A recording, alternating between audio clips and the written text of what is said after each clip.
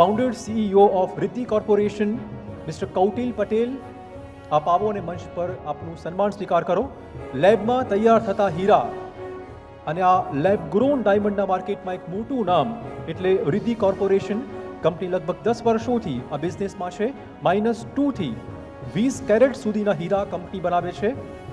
Many congratulations.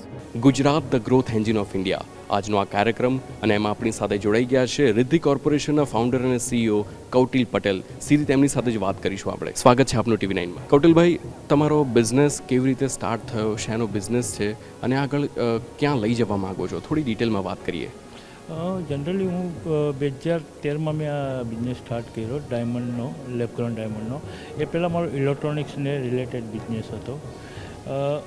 પછી 2013માં જ્યારે મેં સ્ટાર્ટ કર્યું ત્યારે ચાઇના અને રશિયાથી રો મટીરિયલ લાવી પોલિશ કરી અને ઇન્ડિયામાં ઇન્ડિયા અને ઓવરસીઝમાં સપ્લાય ચાલુ કર્યું અને ધીરે ધીરે ગ્રોથ વધતો ગયો. પછી અમે એવું નક્કી કર્યું કે ઇન્ડિયામાં કેમ ગ્રો ન થાય, તો એના માટે ઇન્ડિયાનો પહેલો પ્રોજેક્ટ છે અમારો HP80 ડાયમંડનો, જે ફક્ત ચાઇના અને રશિયામાં જ છે.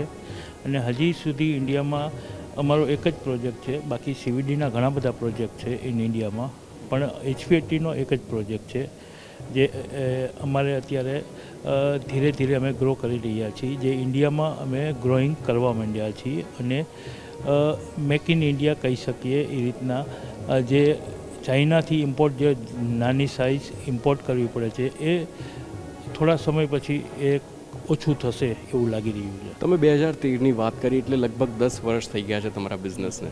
એટલે આ 10 વર્ષમાં કયા એવા પડકારો આવ્યા જેનો સામનો કરવો પડ્યો, થોડો સંઘર્ષ એમાં લાગ્યો, તેની થોડીક વાત કરીએ આપણે.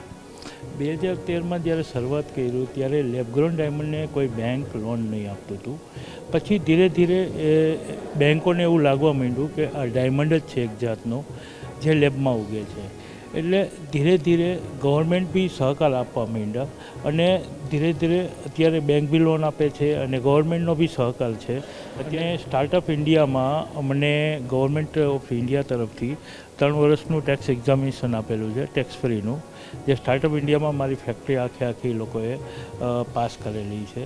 તો એના ઉપરથી ગવર્મેન્ટે અમને સહકાર સારો એવો આપે છે. સર, 10 વર્ષ થયા છે અને હવે આગળનું લક્ષ્ય શું છે? કંપનીને કઈ ઊંચાઈ સુધી લઈ જવાનું છે તેની વાત કરીએ. લક્ષ્ય અત્યારે તો ઓવરસીઝમાં US, ચાઇના અને બીજી ઘણી બધી કન્ટ્રીમાં અમે પોલિશ ડાયમંડ સેલ કરીએ છીએ. અહીંયા પોલિશ કરીએ છીએ અને સેલ કરીએ છીએ.